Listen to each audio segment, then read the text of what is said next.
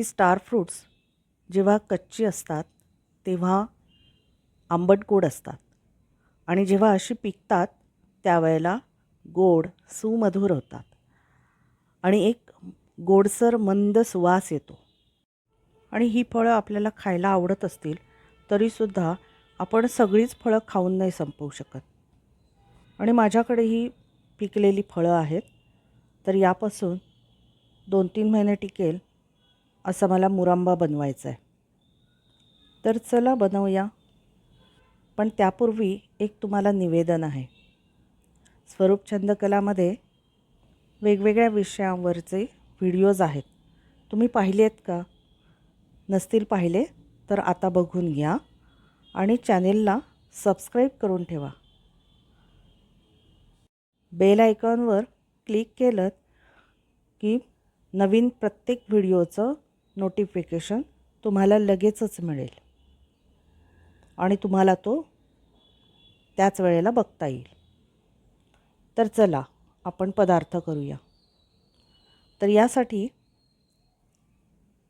मी लोणच्याच्या रेसिपीमध्ये दाखवलं होतं त्याचप्रमाणे आतासुद्धा जरी ही फळं गोड असतील तरीसुद्धा या ज्या कडा आहेत 5ही कडा काढायच्या आहेत. कारण या एक प्रकारे चिवट असतात, खायला बऱ्या लागत नाहीत. त्यासाठी या सगळ्या 5ही पाकळ्यांच्या आपल्याला कडा काढून घ्यायच्या आहेत. त्यानंतर याच्या आतमध्ये ज्या बिया आहेत त्या काढायच्या आहेत. बिया पटकन दिसत नाहीत, आपल्याला त्या उघडून बघायला लागेल. आणि मध्यभागी एक पांढऱ्या रंगाचा तंतुमय घटक असतो, तो पण आपल्याला काढायचा आहे. अशी ही सगळी फळं चिरून घ्यायची आणि नंतरच आपल्याला हा पदार्थ बनवायचा आहे. तर या ज्या 5ही पाकळ्या अशा असतात त्या आपल्याला उघडून बघायच्या आहेत, आतमध्ये बी आहे की नाही. आतल्या भागात असते बी.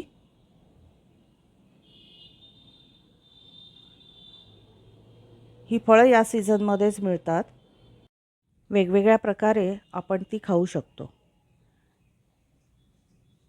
पण खाऊन खाऊन तरी किती खाणार ना.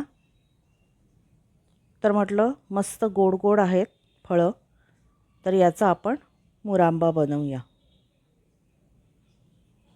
पोळीबरोबर आपण हा मुरांबा खाऊ शकतो किंवा ब्रेड खायचा असेल तरीसुद्धा आपण या मुरांब्याबरोबर खाऊ शकतो.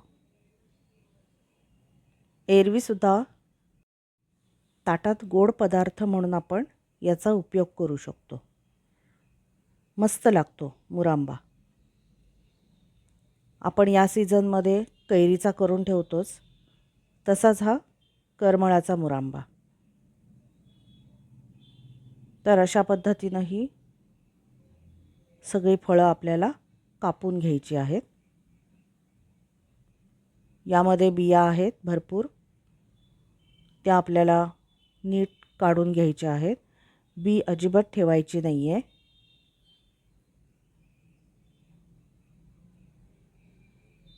बीमुळे पदार्थ खराब होऊ शकतो किंवा चवीला कडवट लागू शकतो.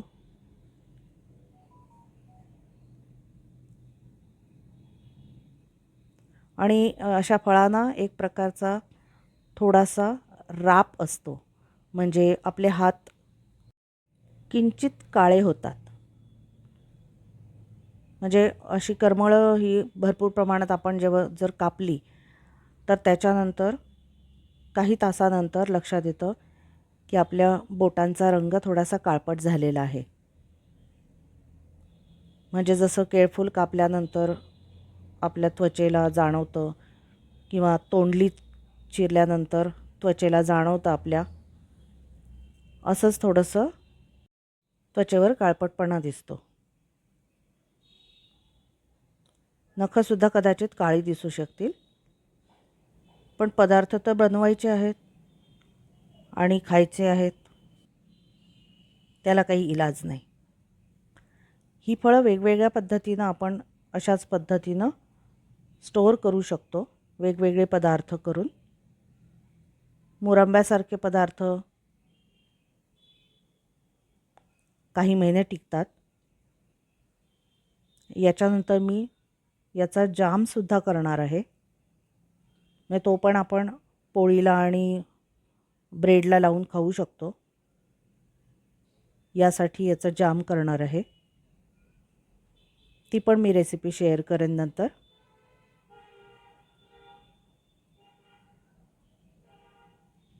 तर ही पिकलेली करमळं कापून घेतलेली आहेत. बिया आणि बाजूच्या कडा कापून फक्त उभ्या आकारात ही कापलेली आहेत. तुम्ही बघू शकता इथे या पद्धतीनं त्याच्या बिया वेगळ्या काढल्यात आणि कडा पण वेगळ्या काढलेल्या आहेत.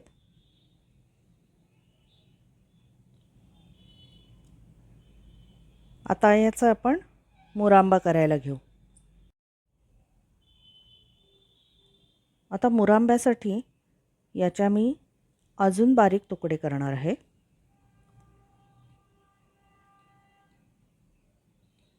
ही उभी शीर आहे, याचे छोटे छोटे तुकडे करून घेणार आहे.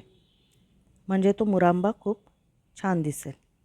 जसं आपण कैरी किसून घेतो तसं याचे मी हे बारीक तुकडे करून घेणार आहे. इथे मी विळीच्या ऐवजी कत्रीचा वापर करते आहे, कारण आता बिया वगैरे काढून झाल्यामुळे अगदी ह्या शिरा लुसलुशीत झालेल्या आहेत. तर या कत्रीनं खूप छान सुंदर कापल्या जात आहेत. छोटे छोटे तुकडे व्यवस्थित होत आहेत. तर या प्रकारे मी हा वाटीभर बारीक तुकडे कापून घेणार आहे.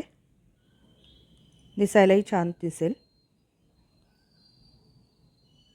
पटकन कापून घेऊया.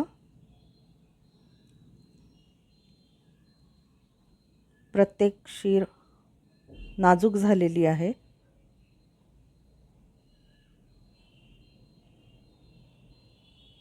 चला, बऱ्यापैकी ही वाटी आता भरलेली आहे आपली. तर आता वाटीभर करमळाच्या फोडींसाठी वाटीभर साखर समप्रमाणात प्रमाण घेतलेलं आहे. तर हे मिक्स करून ठेवायचं. दोन्ही व्यवस्थित मिक्स करायचं आणि तासभर आपल्याला मुरवत ठेवायचं आहे. म्हणजे हे साखर आहे त्याचं पाणी तयार होईल, विरघळेल थोडीशी. व्यवस्थित मिक्स करायचं आणि असं झाकून ठेवायचं. मग तासाभराने आपण बघूया.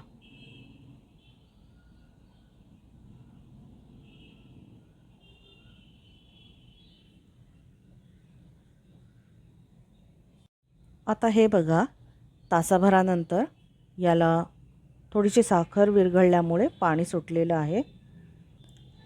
आता हे मिश्रण मंद आचेवर शिजत ठेवायचं आहे आणि सतत ढवळायचं आहे, जेणेकरून हे चिकटणार नाही पातेलीला किंवा कढईला.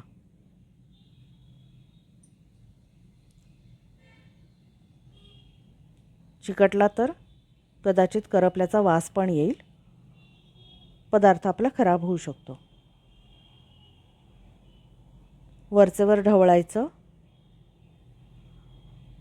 आणि ह्याला छान साखर विरघळली पाहिजे आणि ही करमळं आहेत ती शिजली पण पाहिजेत, म्हणजे छान हा मुरंबा होऊन जाईल. हा अगदी साधा मुरंबा करते आहे मी, बेसिक लेवलचा, कारण यामध्ये बाकीचं काहीही घातलेलं नाही आहे. फक्त करमळाच्या फोडी आणि साखर एवढेच घटक वापरून मुरंबा करते आहे.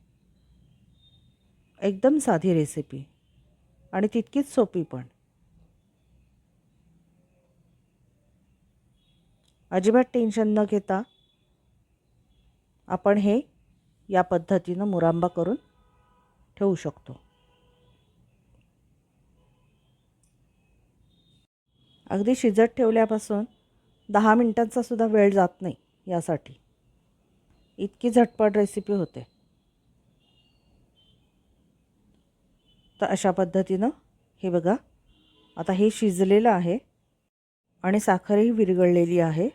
मी आता गॅस बंद केलेला आहे.